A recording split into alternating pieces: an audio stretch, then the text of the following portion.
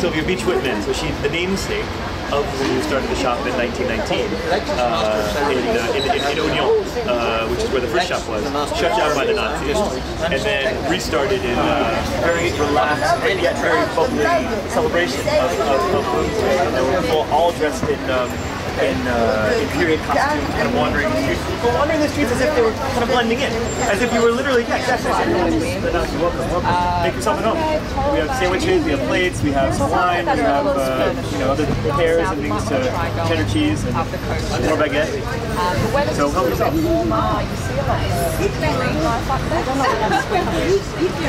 We're celebrating the great day, the great literary holiday.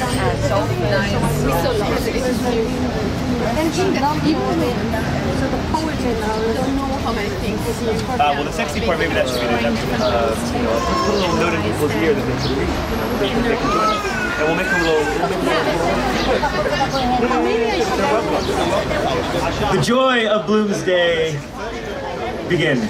Welcome, everybody. It's June 16th, 2017. Sorry? Isn't today June 16th? Or did I sleep very late? I must have slept in very late today. 95 years ago, this book, Ulysses, was printed by this bookshop and launched into the world, care of Shakespeare and Company. And so June 16th is our special festival day to celebrate one of the great works of literature ever printed in English, and the role that we had in printing it, and the wonderful characters and wonderful language, the celebration of the English language by this wonderful Irishman and expat Parisian, James Joyce. All of the events of this book, this mighty sacred tome in my hand, take place on a single day, June 16th, 1904, as the two main characters, Leopold Bloom, a middle-aged Jewish Irishman whose wife is cheating. His wife is an opera singer, cheating on him with another man, and a young student named Stephen Dedalus, who is Joyce's alter ego, who had been living in Paris and is now back in Dublin and an unhappy school teacher. Their peregrinations, their wanderings around the city of Dublin form the framework. But within that framework of 18 books, it is absolutely rich and brimming with allusions to one of the great epic stories of all times, which is Homer's Odyssey. And so each one of Joyce's chapters of Ulysses corresponds with one of the characters or moments or episodes of the Odyssey, all taking place within this bustling urban concatenation of Irish people in Dublin in 1904. So what we're going to do today, just for fun, we have a little picnic, which everyone's welcome to partake in, with the traditional burgundy and gorgonzola sandwiches, which is Leopold Bloom's lunchtime fare in Ulysses. And we're going to have a couple readings, including people who I've just met a few moments ago. And we're going to sing one or two beautiful Irish songs. And we have with us our guest of honor, who will launch the festivities, the great muse of Shakespeare and Company, Panmelys. So please join me in welcoming Panmelys.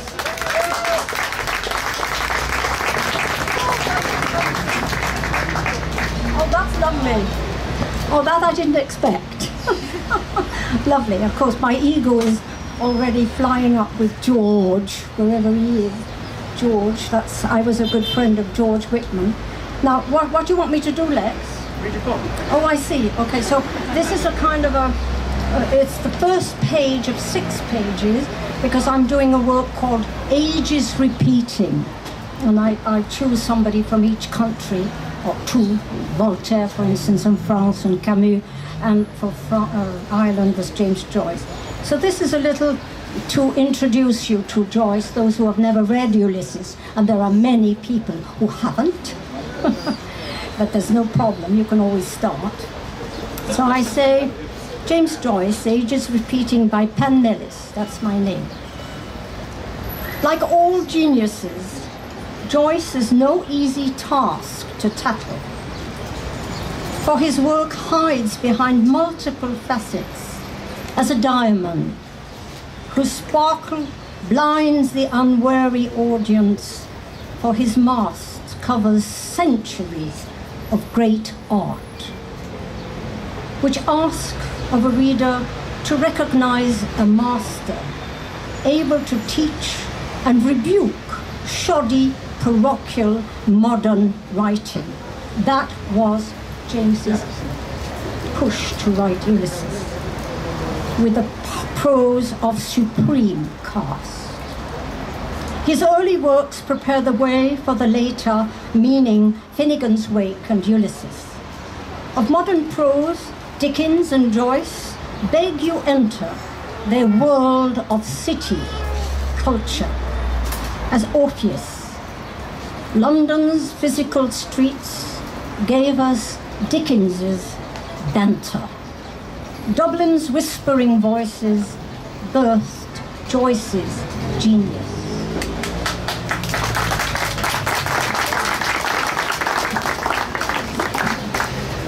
Beautiful old rare versions of the book float back through the shop, and so if anyone feels like perusing there's a 1932 and a fourth printing edition of Ulysses sitting in the window, 24. They're wonderful copies, and of course there are freshly minted, freshly printed, freshly available copies in the shop, and it might seem like a high mountain to climb, but even just taking a little stroll through Ulysses is very much worth the endeavor. So I welcome you all to dip your foot into the great sea that is James Joyce, if you haven't already. We begin on Martello Tower. Martello Tower. Who here has been to Martello Tower? Anybody? Yes. Melly Chantal, Adam. Friends. Good. Aoife is from Dublin. Yeah. Well, we have a real Dubliner here with us who's going to give us a little reading as well. So Martello Tower, just to the south of Dublin, leaving the city along what's called Sandymount Strand. And this has become a student lodging in 1904 for a group of students, some medical students, some young teachers recently graduated. And here we meet the characters Stephen Dedalus and Buck Mulligan. At the beginning of the day, the morning of June 16th, and the aforementioned eponymous Mulligan has begun the day by shaving with a big bowl of water in a Catholic or satirically Catholic manner on the top of Martello Tower. And thus Ulysses begins. Stately, plump Buck Mulligan came from the stairhead bearing a bowl of lather on which a mirror and a razor lay crossed. A yellow dressing gown, ungirdled, was sustained gently behind him by the mild morning air. He held the bowl aloft and intoned, Introibo ad altari Dei. Halted, he peered down the dark winding stairs and called up coarsely, Come up, Kinch, come up, you fearful Jesuit. Solemnly he came forward and mounted the round gun rest. He faced about and blessed gravely thrice the tower, the surrounding country, and the awaking mountains. Then, catching sight of Stephen Dedalus, he bent towards him and made rapid crosses in the air, gurgling in his throat and shaking his head. Stephen Dedalus, displeased and sleepy, leaned his arms on the top of the staircase and looked coldly at the shaking, gurgling face that blessed him, equine in its length, and at the light, untonsured hair, grained and hued like pale oak. Buck Mulligan peeped an instant under the mirror and then covered the bowl smartly. Back to barracks, he said sternly. He added in a preacher's tone, For this, O dearly beloved, is the genuine Christine, body and soul and blood and uns. Slow music, please. Shut your eyes, gents, one moment. A little trouble about those white corpuscles. Silence, all. He peered sideways up and gave a long, low whistle of call, and then paused a while in rapt attention, his even white teeth glistening here and there with gold points. Chrysostomos. Two strong, shrill whistles answered through the calm. Thanks, old chap, he cried briskly. That will do nicely. Switch off the current, will you? He skipped off the gun rest and looked gravely at his watcher, gathering about his legs the loose folds of his gown. The plump, shadowed face and sullen oval jowl recalled a prelate, patron of arts in the Middle Ages. A pleasant smile broke quietly over his lips. The mockery of it, he said gaily. Your absurd name in ancient Greek. He pointed his finger in friendly jest and went over to the parapet, laughing to himself. Stephen Dedalus stepped up, followed him wearily halfway, and sat down on the edge of the gun rest, watching him still as he propped his mirror on the parapet, dipped his brush in the bowl, and lathered cheeks and neck. Buck Mulligan's gay voice went on. My name is absurd too. Malachi Mulligan, 2 dactyls, but it has a Hellenic ring, hasn't it? Tripping and sunny like the Buck himself. We must go to Athens. Will you come if I can get the aunt to fork out 20 quid? He laid the brush aside and, laughing with delight, cried, Will he come, the jejune Jesuit? Ceasing, he began to shave with care. Tell me, Mulligan, Stephen said quietly. Yes, my love? How long is Haynes going to stay in this tower? Buck Mulligan showed a shaven cheek over his right shoulder. God, isn't he dreadful, he said frankly. A ponderous Saxon. He thinks you're not a gentleman. God, those bloody English. Bursting with money and indigestion. Because he comes from Oxford. You know, Daedalus, you have the real Oxford manner. He can't make you out. Oh, my name for you is the best. Kinch, the knife blade. He shaved warily over his chin. He was raving all night about a Black Panther, Stephen said. Where is his gun case? A woeful lunatic, Mulligan said. Were you in a funk? I was, Stephen said, with energy and growing fear. Out here in the dark with a man I don't know, raving and moaning to himself about shooting a Black Panther. You saved men from drowning. I'm not a hero, however. If he stays on here, I'm off. Buck Mulligan frowned at the lather on his razor blade. He hopped down from his perch and began to search his trouser pockets hastily. Scudder, he cried thickly. He came over to the gun rest and, thrusting a hand into Stephen's upper pocket, said, Lend us a loan of your nose rag to wipe my razor. Stephen suffered him to pull out and hold up on show by its corner a dirty, crumpled handkerchief. Buck Mulligan wiped the razor blade neatly. Then, gazing over the handkerchief, he said, The bard's nose rag, a new art color for our Irish poets, snot green. You can almost taste it, can't you? He mounted to the parapet again and gazed out over Dublin Bay, his fair oak-pale hair stirring slightly. God, he said quietly, isn't the sea what Algy calls it? A grey, sweet mother, the snot-green sea, the scrotum-tightening sea, epi oinopapunton, Daedalus, the Greeks. I must teach you. You must read them in the original. Thalata, Thalata. She is our great, sweet mother. Come and look. Stephen stood up, went over to the parapet. Leaning on it, he looked down on the water and on the mailboat clearing the harbor mouth of Kingstown. Our mighty mother, Buck Mulligan said. He turned abruptly his great searching eyes from the sea to Stephen's face. The aunt thinks you killed your mother, he said. That's why she won't let me have anything to do with you. Someone killed her, Stephen said gloomily.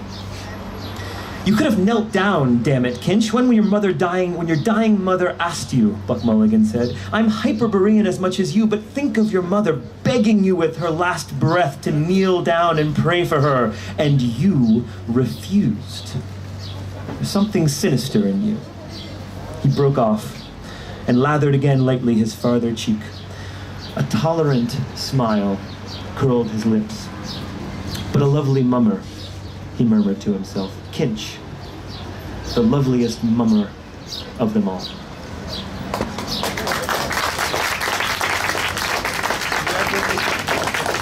And now we're calling up a volunteer, Aoife, to read the next bit, which is Stephen, the aforementioned Stephen Daedalus.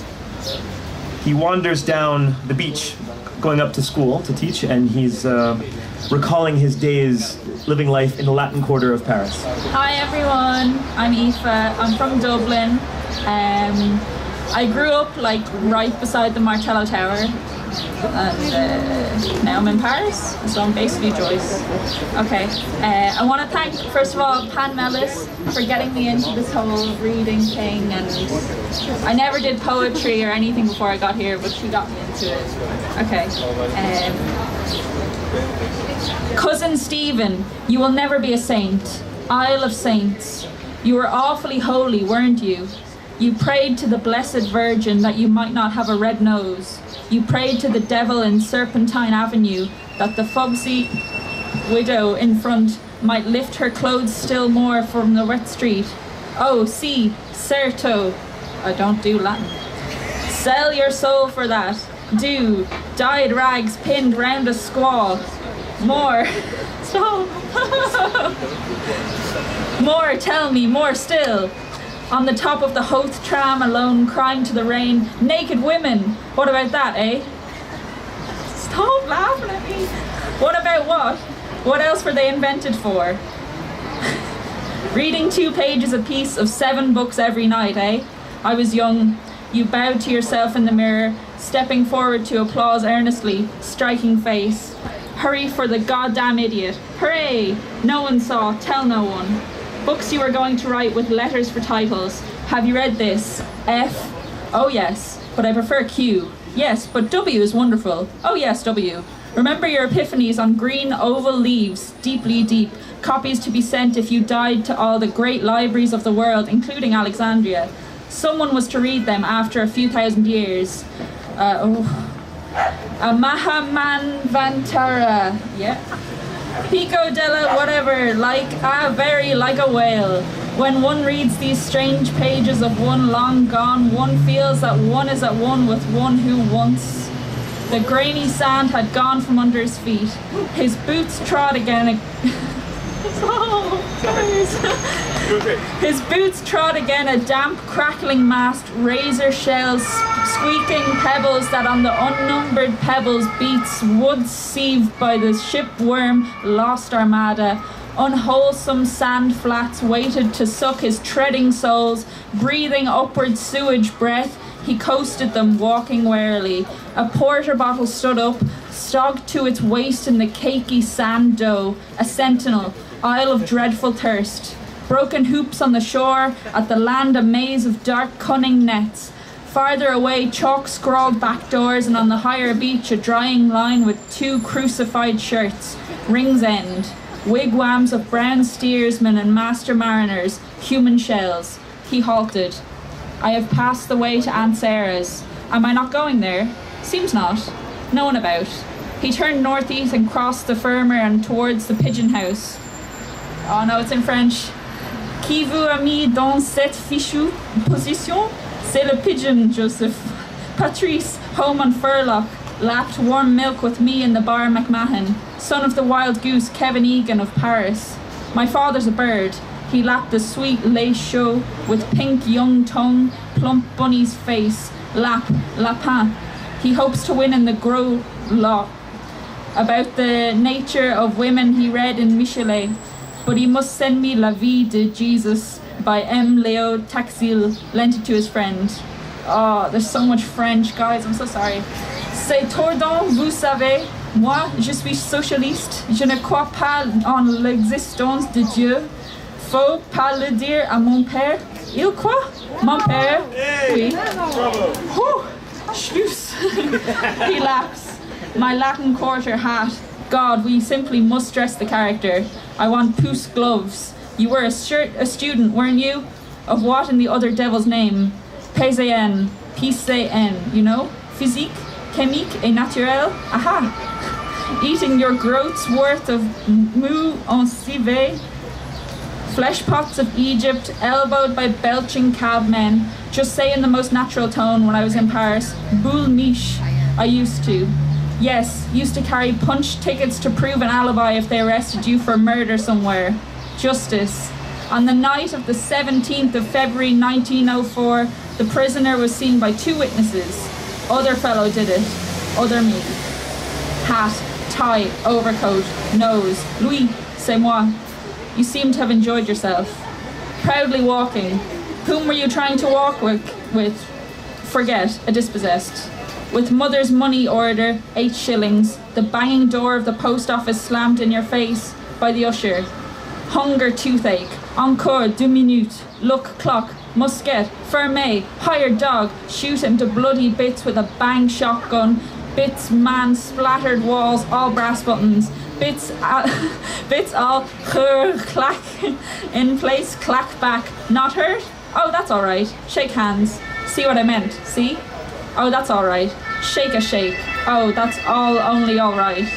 You are going to do wonders, what? Missionary to Europe after fiery Columbus, fierce and Scottish on their creepy stools in heaven, split from their pin pots, loud Latin laughing, huge, pretending to speak broken English as you dragged your valise, porter threepence across the slimy pier at Newhaven. Comment? Rich booty you brought back, le tutu. 5 tattered numbers of pantalon blanc et culotte rouge, a blue French telegram, curiosity to show. Mother dying, come home, father. The aunt thinks you killed your mother, that's why she won't. Then there's a health to Mulligan's aunt, and I'll tell you the reason why. She always kept things decent in the Hannigan family. His feet marched in sudden proud rhythm over the sand furrows, along by the boulders of the south wall. He stared at them proudly. Piled stone mammoth skulls, gold on light, sea on sand, on boulders. The sun is there, the slender trees, the lemon houses. Paris rawly waking, crude sunlight on her lemon streets. Moist pith of farls of bread, the frog-green wormwood, her matin incense court the air. Bell'uomo rises from the bed of his wife's lover's wife. The kerchiefed housewife is astir, a saucer of acetic acid in her hands. In Rodot's Yvonne and Madeleine, new make their tumbled beauties, shattering with gold teeth, chansons of pastry, their mouths yellows with the poux de flan breton. Faces of Paris men go by, their well-pleased pleasers, curled conquistadors. Noon slumbers. Kevin Egan rolls gunpowder cigarettes through fingers smeared with printer's ink, sipping his green fairy as Patrice his white. About us gobblers fork spiced beans down their gullets. Un demi-setier. A jet of coffee steam from the burnished cauldron. She serves me at his back. Il est irlandais. Hollandais? Non, fromage. Deux irlandais. Non, Irlande. Vous savez? Ah oui, oui. She thought you wanted a cheese hollandais. Your postprandial. Do you know that word? Postprandial. There was a fellow I knew once at Barcelona, queer fellow, used to call it his postprandial. Well, sláinte. Around the slab tables, the tangle of wined breaths and grumbling gorges, his breath hangs over our sauce-stained plates, the green fairies fang thrusting between his lips of Ireland, the Dalcassians of Hope's conspiracies of Arthur Griffith now. To yoke me as his yoke fellows, our crimes our common cause. You're your father's son, I know the voice. His fustian shirt, sanguine flowered, trembles its Spanish tassels at his secrets. Monsieur Drummond, famous journalist, Drummond. Know what he called Queen Victoria? Old hag with the yellow teeth. Vieille ogress with the donjon. Maud gone, beautiful woman. La patrie, Monsieur Millevoix, Felix IV, know how he died? Licentious men. The Froken, bona tout fair, who rubs male nakedness in the bath of Uppsala. Moi fair, she said. Tous les messieurs. Not this monsieur, I said. Most licentious custom. Bath, a most private thing. I wouldn't let my brother, not even my own brother, most lascivious thing. Green eyes, I see you. Fang, I feel you. Lascivious people. The blue fuse burns deadly between hands and burns clear. Loose tobacco shreds catch fire. A flame and acrid smoke light our corner. Raw face bones under his peep of day's boy hat. How the head centre got away. Authentic version. Got up as a young bride. Man, veil, orange blossoms. Drove out the road to Malahide. Did, faith. Of lost leaders. The betrayed. Wild escapes. Disguises clutched at. Gone. Not here. Spurned lover. I was a strapping young gossoon at that time, I tell you. I'll show you my likeness one day. I was, faith. Lover for her love, he prowled with Colonel Richard Burke.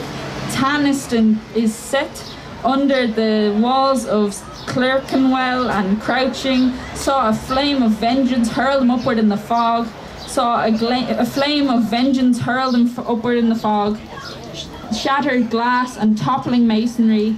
In gay Paris he hides, Egan of Paris, unsought by any save me, making his day's stations, the dingy printing press, his 3 taverns, the Montmartre lair he sleeps short in, Rue de la Goutte d'Or, Damascene with fly-blown faces in the gone, loveless, landless, wifeless. She is quite nicey comfy with her outcastman, madame, in Rue Gilles le Coeur, canary and 2 book lodgers, peachy cheeks, a zebra skirt, frisky as a young thing's, spurned and undespairing. Tell Pat you saw me, won't you? I wanted to get Pat a job one time. Mon fils, soldier of France, I taught him to sing. The boys of Kilkenny are stout, roaring blades. Know that old lay? I taught Patrice that. Old Kilkenny, Saint Canis. Strongbow's castle on the Nore. Goes like this. Oh, oh, he takes me, Napper Tandy by the hand. Oh, oh, the boys of Kilkenny, I don't know the song. Weak, wasting time on mine. They have forgotten Kevin Egan, not he them, remembering thee, O Sion. He had come near the edge of the sea and wet sand slapped his boots. The new air greeted him, harping in wild nerves, wind of wild air of seeds of brightness. Here I am not walking out on the Kish light slip, am I? He stood suddenly, his feet beginning to sink slowly in the quaking soil. Turned back.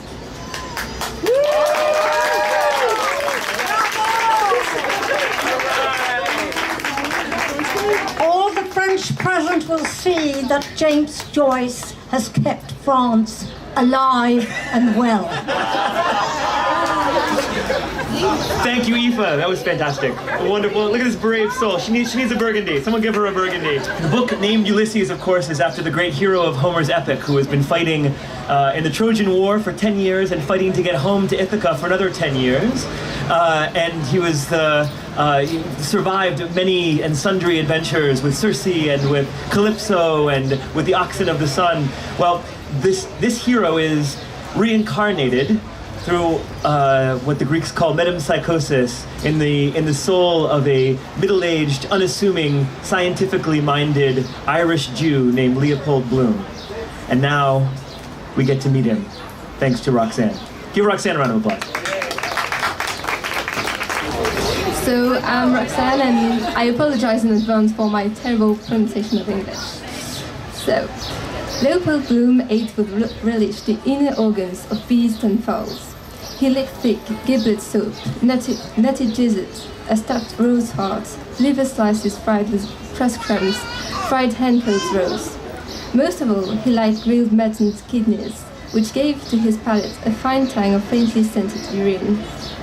Kidneys were in his mind as he moved about the kitchen softly, writing her breakfast things on the humpy tray. Jellied light and air were in the kitchen, but out of doors, gentle summer morning everywhere made him feel a bit peckish. The coals were reddening. Another slice of bread and butter, 3, 4, right.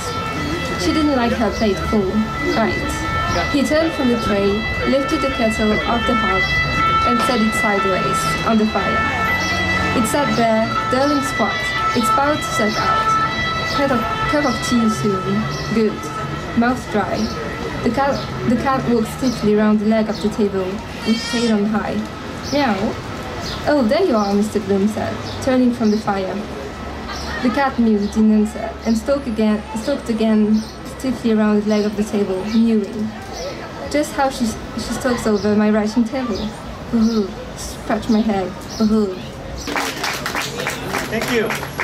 Thank you, Roxanne. Leopold Bloom, our hero, after hearing the dulcimers, does a few errands around town, comes back. Molly, his wife, the great opera singer, unfaithful opera singer, is home waiting for him. Folding the page into his pocket, he turns into Eccles Street, hurrying homeward. Quick parentheses. Eccles Street, you can go to today. Anyone who's been to Dublin can go and visit, including our resident Irishman, Nathan over there. Eccles Street is now a street with a hospital on it. So Bloom's actual house at number 10 Eccles Street is no longer there, fictional house, obviously.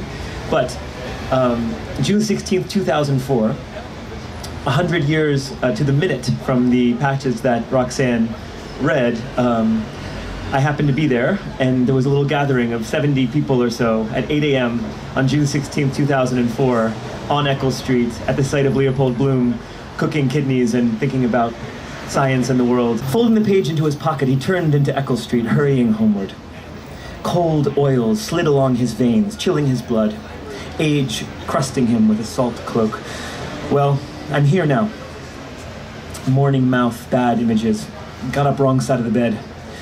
Must begin again those Sandow's exercises. On the hands, down. Blotchy brown brick houses. Number 80 still unlet. Why is that? Valuation's only 28. Towers, Battersby, North, MacArthur. Parlor windows plastered with bills. Plasters on a sore eye. To smell her the gentle smoke of tea. Fume of the pan, sizzling butter. Be near her ample bed-warmed flesh. Yes, yes. Quick, warm sunlight came running from Berkeley Road, swiftly in slim sandals along the brightening footpath. Runs. She runs to meet me, a girl with gold hair on the wind. 2 letters and a card lay on the hall floor. He stopped and gathered them. Mrs. Marion Bloom. His quick heart slowed at once. Bold hand, Mrs. Marion. Poldy! Entering the bedroom, he half closed his eyes and walked through warm yellow twilight toward her tousled head. Who are the letters for? He looked at them. Mullingar. Millie. A letter for me from Millie, he said carefully, and a card for you, and a letter for you. He laid her card and letter on the twill bedspread near the curve of her knees. I got Mommy's lovely box of creams, and I'm writing. They're lovely. I am getting on swimming in the photo business now. Mr. Coughlin took one of me, and Mrs. will send one developed. We did great bees yesterday. Fair day and all the beef to the hills we're in.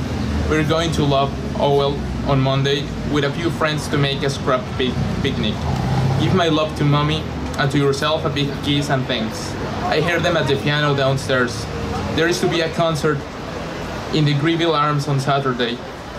There is a young student comes here some evenings named Bannon. His cousins or something are big swells. He sings Boylan. I was on the pop of writing Blaise Boylan's song about those seaside girls. Tell him Silly Millie send my best respects. Must now close with fondest love, your fond daughter Millie. P.S. Excuse bad writing. I'm in a hurry. Bibi. M.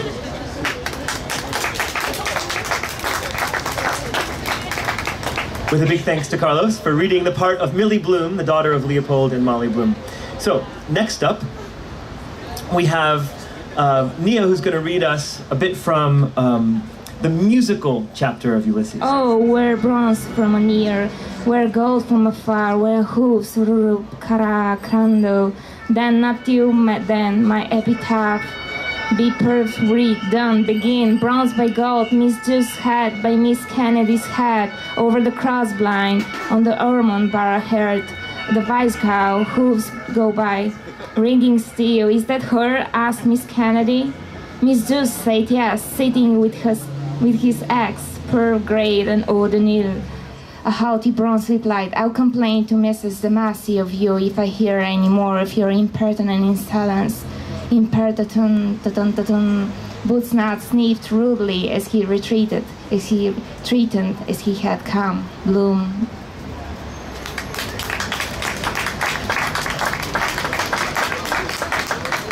Thank you, Nia. So, that little chapter of Ulysses called The Sirens is the most overtly musical chapter in the novel, and you can see him experimenting with these little bits of themes and repeated themes and music, and it takes place at the Ormond Hotel in 1904. And in 2004, I went to the Ormond Hotel, which is still there, and it being Bloomsday, which is always a bit of an improvised flavor to it, there was nothing planned at the Ormond Hotel at the time that this passage that Nia just read took place in the middle of the afternoon in 1904, June 16th, in James Joyce's imagination. And 100 years after, in the afternoon of June 16th, 2004, there were people gathered, but there was no one presiding. There was no kind of, Walt Disney version of Bloomsday happening. It was just people who loved the book, who knew that they needed to be there at the Ormond Hotel 100 years later. And then, one by one, people stepped out in the middle of the room and started to sing. And Irish songs from the book. And well, I seized my opportunity, and this is the song that I sang. It's a bit of Irish poetry by William Butler Yeats called Down by the Sally Gardens. So I'll give this to you, and then I will pass it to Dom for the Cyclops. Okay.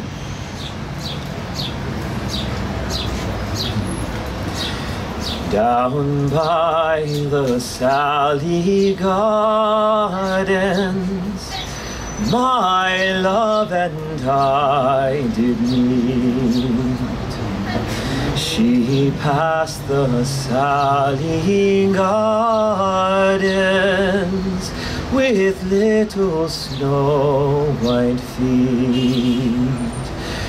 She bid me take love easy as the leaves grow on the tree. But I, being young and foolish, with her did not agree. In a field down by the river, my love and I did stand, and on my leaning shoulder she laid her snow white hand. She bid me take life easy as the grass grows on the weirs. But I was young and foolish, and now am full of tears. Thank you. We go to a pub. As we all must go to a pub, we go to a pub. So Dom, come up and tell us what happens at the pub. The pub is is part of the book where the anti-Semitism of the citizen becomes very apparent, and Bloom is chased out of the pub for being Jewish. And I'm going to read the part where it kind of all kicks off a little bit. Thanks. Courthouse my eye, and your pockets hanging down with gold and silver. Mean bloody scut. Send us a drink itself. Devil a sweet fear. There's a Jew for you. All for number one. Cute as a shithouse rat. 100 to 5. Don't tell anyone, says the citizen. Beg your pardon, says he. Come on, boys, says Martin, seeing it was looking blue. Come along now. Don't tell anyone, says the citizen, letting a ball out of him. It's a secret. And the bloody dog woke up and let a growl. Bye-bye all, says Martin. And he got them out as quick as he could, Jack Power and Crofton, or whatever you called him, and him in the middle of them, letting on to be all at sea up with them on the bloody jaunting car. Off with you, says Martin to the Jarvey. The milk-white dolphin tossed his mane, and, rising the golden poop, the helmsman spread the bellying sail upon the wind, and stood off forward with all sail set, the spinnaker to larboard. And many comely nymphs drew nigh to starboard and to larboard, and, clinging to the side of the noble bark, they linked their shining forms, as doth the cunning wheelwright, when he fashions about the heart of his wheel the equidistant rays, whereof what each one is sister to another, and he binds them all with an outer ring, and giveth speed to the feet of men, when as they ride to a hosting or contend for the smiles of ladies fair. Even so do they come and set them, those willing nymphs, the undying sisters, and they laughed, sporting in a circle of their foam, and the bark clave the waves. Verse meditations of involution, increasingly less vast.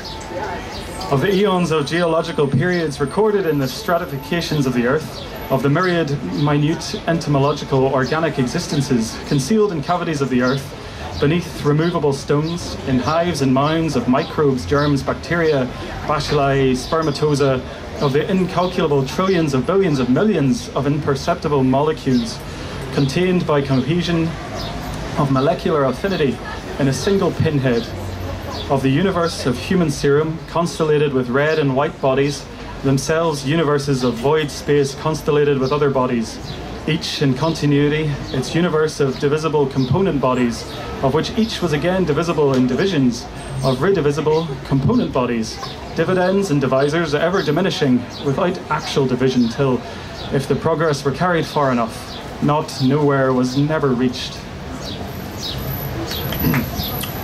Why did he not elaborate these calculations to a more precise result? Oh, Danny boy, the pipes are calling from glen to glen and down the mountainside. The summer's gone and all the roses falling. It's you, must go and I must fly. But come ye back when summer's in the meadow, or when the valley's hushed and white with snow. And I'll be here in sunshine or in shadow. Oh, Danny boy, I love you so.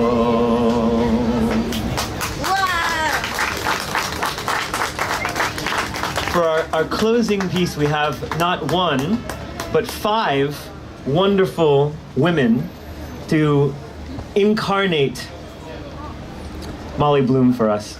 And so I invite Lauren and Anne Rose and Rebecca, and then followed by Katya and finally by Panmelys, to come and give us a bit of Molly Bloom. Hello. All right, so I'll just go in, wonder why don't I? Yes, because he never did a thing like that before, is asked to get his breakfast in bed with a couple of eggs since the City Arms Hotel, when he used to be pretending to be laid up with a sick voice, doing his highness to make himself interesting for that old faggot Mrs. Reardon that he thought he had a great leg of. And she never left us a farthing, all for masses of herself, and her sole greatest miser ever was actually afraid to lay out 4 shillings for her methylated spirit, telling me all her ailments. She had too much old chat in her about politics and earthquakes and the end of the world. Let us have a bit of fun first. God help the world if all the women were her sort, down on bathing suits and low necks. Of course, nobody wanted her to wear them. I suppose she was pious, because no man would ever look at her twice. I hope I'll never be like her. A wonder she didn't want us to cover our faces, but she was a well-educated woman, certainly, and her gabby talk about Mr. Reardon here and Mr. Reardon there. I suppose he was glad to get shut of her, and her dog smelling my fur and always edging to get up under my petticoats, especially then. Still, I like that in him, polite to old women like that, and waiters and beggars too. He's not proud out of nothing, but not always if ever he got anything really serious the matter with him. It's much better for them to go into a hospital where everything is clean. But I suppose I'd have to dring it into him for a month, yes. And then we'd have a hospital nurse next thing on the carpet, have him staying there till they throw him out, or a nun maybe, like that smutty photo he has. She's as much a nun as I'm not. Because they're so weak and puling when they're sick, they want a woman to get well. If his nose bleeds, you'd think it was, oh, tragic.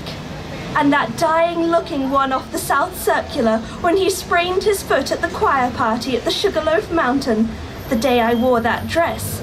Miss Stack bringing him flowers, the worst old one she could find.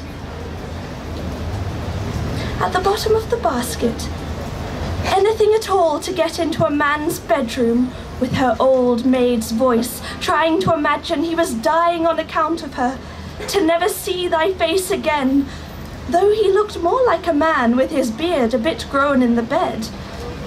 Father was the same. Besides, I hate bandaging, and dozing, when he cut his toe with the razor, paring his corns, afraid he'd get blood poisoning. But if it was a thing, I was sick, then we'd see what attention. Only, of course, the woman hides it, not to give all the trouble they do. Yes, he came somewhere. I'm sure by his appetite. Anyway, love it's not, or he'd be off his feed thinking of her. He had all he could do to keep himself from falling asleep after the last time, after we took the port and potted meat. It had a fine salty taste, yes, because I felt lovely and tired myself, and fell asleep as sound as a top the moment I popped straight into bed, till that thunder woke me up. God be merciful to us, I thought. The heavens were coming down about us to punish us when I blessed myself. I said a Hail Mary like those awful thunderbolts in Gibraltar, as if the world was coming to an end, and then they come and tell you there's no God. Hi everybody. I just got stuck in an elevator. That's why I'm late. 30 minutes. It's not very funny, but it's funny now because I'm no longer in the elevator. That's not part of the book. Where's my page? While he's finding my page, thank you everyone for coming and everyone for speaking. I'd just like to add that actually, for those of you who were here at the beginning where Lex was talking about Joyce in general, I had a novel out this year, or no, was it this year? Maybe last year actually. And actually Joyce figures quite prominently in it, so an important figure for me. So I'm going to read. Do you want to stand here with me? Elaine's co-starring. Elaine's co-starring. Did I mention I just got out of a trapped elevator? It's kind of a big deal. No? You want to? Okay, here we go. No, that's no way for him. Has he no manners, nor no refinement, nor no nothing in his nature, slapping us behind like that on my bottom, because I didn't call him Hugh, the ignoramus that doesn't know poetry from a cabbage. That's what you get for not keeping them in their proper place, pulling off his shoes and trousers there on the chair before me, so barefaced, without even asking permission, and standing out that vulgar way in the half of a shirt they wear, to be admired like a priest or a butcher, or those old hypocrites in the time of Julius Caesar, of course. He's right enough in his way to pass the time as a joke. Sure, you might as well be in bed with a lion. God, I'm sure he even had something better to say for himself, an old lion would. Oh well, I suppose it's because they were so plump and tempting in my short petticoat he couldn't resist. They excite myself sometimes. It's well for men, all the amount of pleasure they get off a woman's body. We're so round and white for them always. I wished I was one myself for a change, just to try with that thing they have, swelling upon you so hard, and at the same time so soft. When you touch it, my Uncle John has a thing long, I heard, those corner boys saying, passing, the corner of Marrowbone Lane, my Aunt Mary has a thing. Hairy, because it was dark, and they knew a girl was passing. It didn't make me blush. Why should it? It's only nature, and he puts his thing long into my Aunt Mary's hairy, etc., and turns out to be, you put the handle in a sweeping brushman again, all over. They can pick and choose what they please, a married woman, or a fast widow, or a girl, for their different tastes, like those houses round behind Irish Street. No, but we're to be always chained up. They're not going to be chaining me up. No damn fear. Once I start, I tell you, for stupid bastards' jealousy, why can't we all remain friends? Why can't we all remain friends over it instead of quarreling? Her husband found it out, what they did together, well, naturally, and if he did, almost done. And if he did, can he undo it?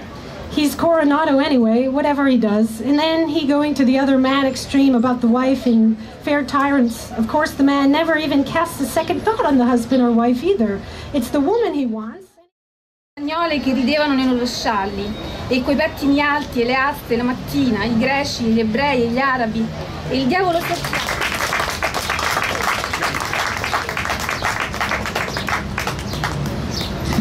And to finish, in inglese, our last passage, our last reader for the last lines of Molly Bloom's soliloquy in bed at the end of the night, June 16th, 1904, Panmelys. Me again. I've reduced it. It's all right. I've reduced it. I didn't have the courage to say all those nasty things she says. So, This is the end bit where she's sort of preparing to make love with somebody, and her mind is all over the place. So she says, better lower this lamp, and try again, so I can get up early. I'll go to lamps, there besides Philatus, and get them to send me some flowers to put about the place, in case he brings him home tomorrow. Today, I mean. No, Friday's an unlucky day. First, I want to do the place up. Somehow the dust grows in. The dust grows in it, I think, while I'm asleep. Then we can have music and cigarettes. I can accompany him. First, I must clean the keys of the piano with milk. What'll I wear? Shall I wear a white rose? Or those fairy cakes in Lipton's? I love the smell of the rich big shop. At 7.5 a pound. Or the other ones with the cherries in them and pinky sugar. 11 pence. A couple of pounds of those. A nice plant for the middle of the table. I'll get that cheaper in... Wait. Where's this? I saw them not long ago. I love flowers. I'd love to have a whole place swimming in roses. God of heaven, there's nothing like nature. The wild mountains, then the sea, and the waves rushing, then the beautiful country with the fields of oats and wheat and all kinds of things. And all the fine cattle going about. That would do your heart good, to see rivers and lakes and flowers, all sorts of shapes and smells and colours, springing up even out of the ditches, primroses and violets. Nature it is. As for them saying there's no God, I wouldn't give a snap of my 2 fingers for all their learning. Why don't they go and create something? I often asked him. Atheists, or whatever they call themselves.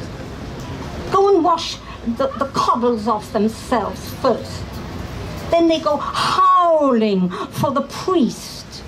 And they dying, and why? Why? Because they're afraid of hell on account of their bad conscience. Ah, yes, I know them well. Who was the first person in the universe before there was anybody that made it all? Who? Ah, that they don't know. Neither do I. So there you are. They might as well try to stop the sun from rising tomorrow. The sun shines for you, he said. The day we were lying among the rhododendrons on the house, head in the grey, house head, in the grey tweed suit and straw hat that day, I got him to propose to me. Yes, first I gave him a bit of cheesecake out of my mouth. And it was leap year, like now. Yes, 16 years ago. My God, after that long kiss, I near lost my breath. Yes, he said, I was a flower of the mountains. Lost my breath. Yes, so we are flowers. All a woman's body. Yes, that was one true thing he said in his life. And the sun shines for you today. Yes, that was why I liked him. Because I saw he understood or felt what a woman is. And I knew I could always get around him. And I gave him all the pleasure I could, leading him on till he asked me to say yes.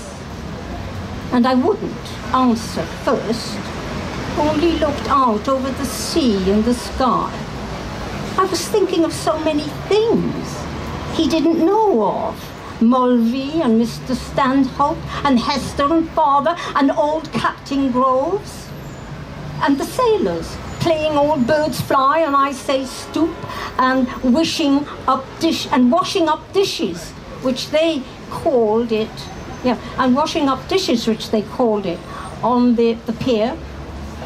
And the scenery in front of the government house, with the thing round his white helmet, poor devil, half roasted, and the Spanish girls laughing in their shawls and their high combs. And the auctions in the morning, the Greeks and the Jews and the Arabs and the devil knows what else, from all the ends of Europe, and Duke Street, and the fowl market all clucking out larvae Sharons, and the poor donkeys slipping half asleep, and the vague fellows in the cloaks asleep in the shade on the steps, and the big wheels of the carts, of the bulls, and the old castle thousands of years old, yes, and those handsome Moors all in white and turbans like kings, asking you to sit down in their little shops, and Rhonda with the old windows of the Posada, two glancing eyes, a lattice hid for her lover to kiss the iron, and the wine shops half open at night, and the castanets and the night we missed the boat at Algeciras, the watchman going about serene with his lamp, and oh, the awful deep down torrent, oh, and the sea crimson sometimes like fire, and the glorious sunsets and the fig trees in the Alameda garden, yes, and all the queer little streets and the pink and the blue and the yellow houses and the rose garden and the jasmine and the geraniums and the cactuses, and Gibraltar as a girl, where I was a flower of the mountain, yes, when I put the rose in my hair like the Andalusian girls use. Or shall I wear a red? Yes, and how he kissed me under the Moorish wall, and I thought, well, as well him as another. And then I asked him with my eyes to ask again, yes, and he asked me, would I? Yes, to say yes, my mountain flower. And first I put my arms around him, yes, and drew him down to me so he could feel my breasts all perfume. Yes, and his heart was going like mad. And yes, I said, yes, I will, yes.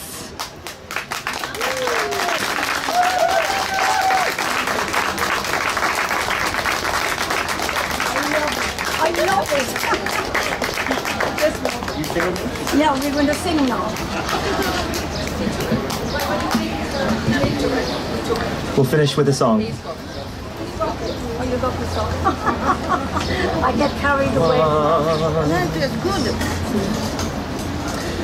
Once in the dear dead days beyond recall, when on the world the mists began to fall, out of the dreams that rose in happy throng, lo, to the heart's love sung an old sweet song.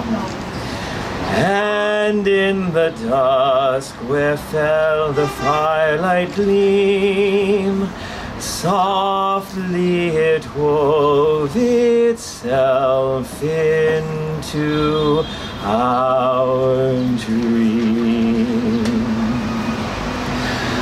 Just a song at twilight, sing if you know it, when the lights are low and the flickering shadows softly come and go.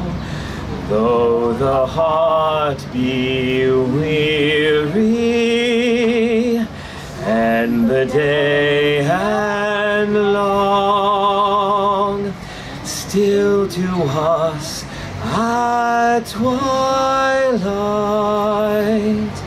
comes love's own song, comes love's own sweet song. Happy Bloomsday, everybody. Thank you for being here.